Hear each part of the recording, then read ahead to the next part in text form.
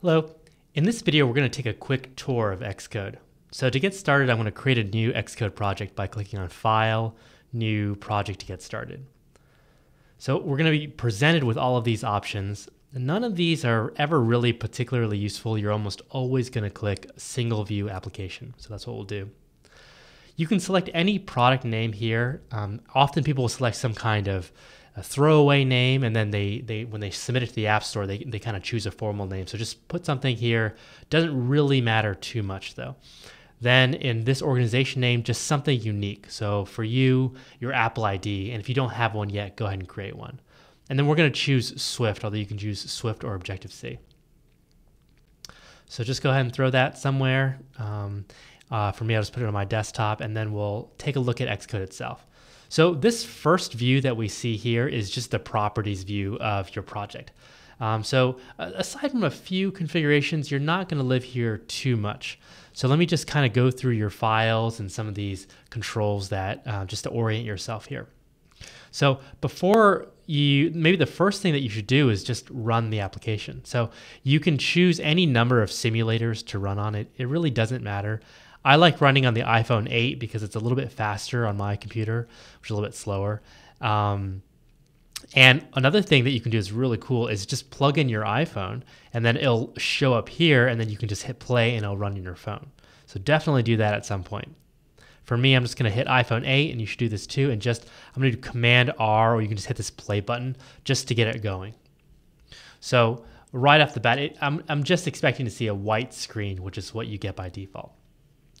So let me run you through kind of the various regions of Xcode.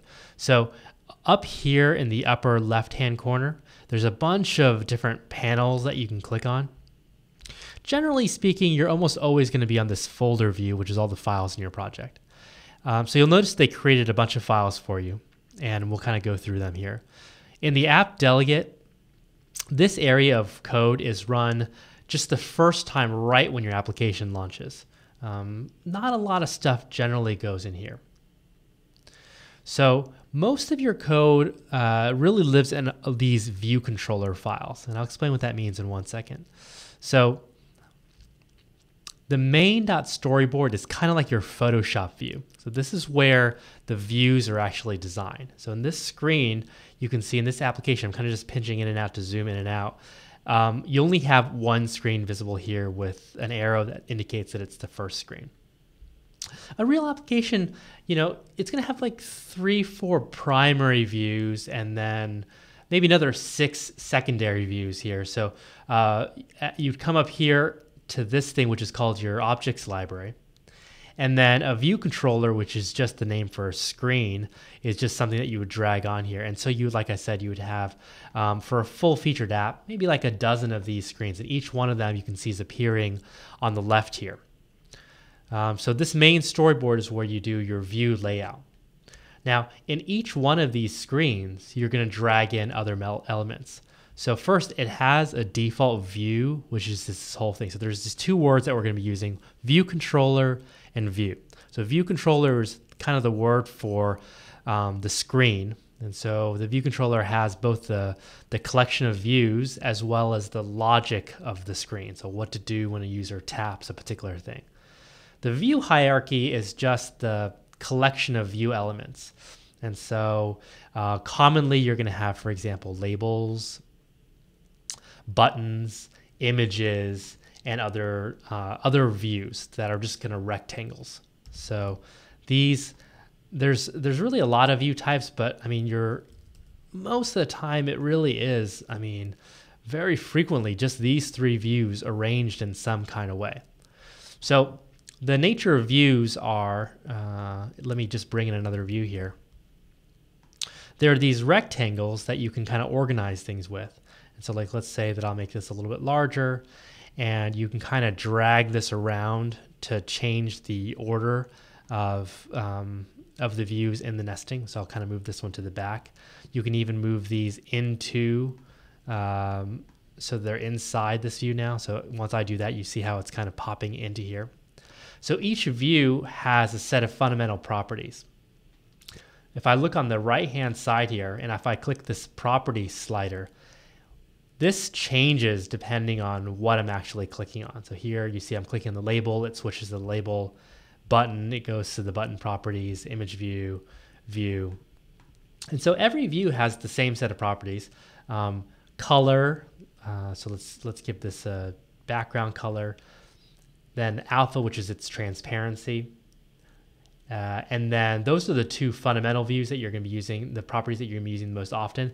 And then the other aspect of the view, if you click on this ruler, is its dimensions. So the X and Y is the upper left-hand corner, and then it has a width and a height. So once you have kind of these views, you can use this to construct any screen that you might have in an application. And then what you do is you have a view controller file for every screen in the application.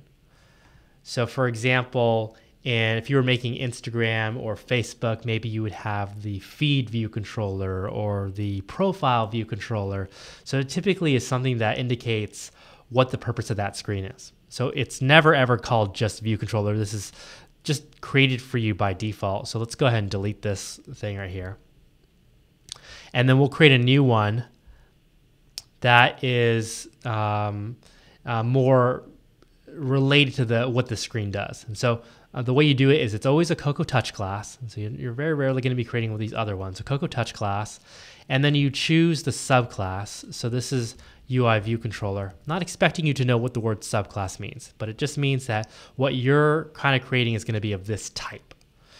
And then you keep the word View Controller in here, but then you put in front of it something that this screen is. For example, later on we'll be building a movies app, and so the movies view controller will be the thing that displays the movies. So I'm just gonna hit next here and then add it into my pile of files here. And the order doesn't matter on this side. And so once you get over here though, you need to associate this screen with this Swift file. So if you click on the view controller, now if you click on this, by the way, you can see this gray that's highlighted. You're not actually selected the view controller. You've selected the kind of the main view of that view controller. So to select the view controller, either hit this yellow thing right here or click over here. You can select things either way. And you notice on the right here, it's shifting based on what I'm selecting. So select the view controller and then select this thing. It's called the identity inspector. And then instead of view controller, type in movies view controller. That's going to indicate that this Swift file is where all of the logic that controls this screen, and that's where it goes. So the other thing that I'll show you is we've already been looking on the right hand side here. These icons, they'll shift depending on what you have selected here. And so mostly you'll be using these three. So this is the identity inspector, the properties, which has all the properties of the label, say, or the button, and then the ruler, which indicates like where it is on the screen, as well as the size. So if I run this, for example, then I would expect to see kind of exactly what I've designed here with this arrow. Now, occasionally what can happen is you have this thing gets deleted here. This is the arrow that indicates what's the view that starts first, the screen that starts first. And so let me just show you what happens when you delete that. So if I delete that, I'm going to notice that I'm going to get, well, first of all, it doesn't know what screen to launch. So it's going to be just black.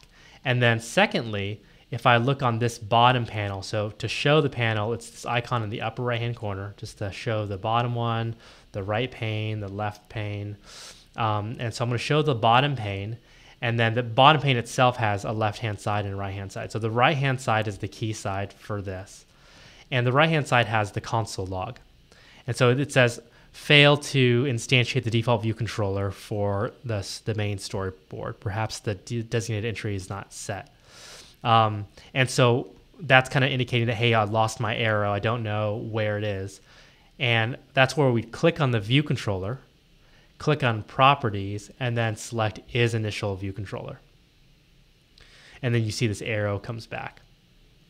The other thing that you want to do for your storyboard, and this is the last thing, is that you see this view as iPhone 8. So when you're designing it, you kind of have to choose what device size you want to optimize for.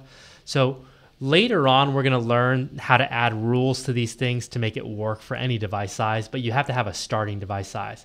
Which one you start with doesn't really matter. You should just have it match whatever simulator you intend to run. Because if I design an iPhone 8, but then I run it on, say, an iPhone XS or XR, it's going to look a little bit goofy because it's all the things are going to be up and to the left until you configure it properly. So what I would say is just choose, either the iPhone 8 or maybe choose the same device as your personal iPhone. That way, if you run it on your device, all the screens will match for now. So if I hit run, then I should be back normal. And that is kind of a whirlwind introduction to just the basic controls and elements of Xcode.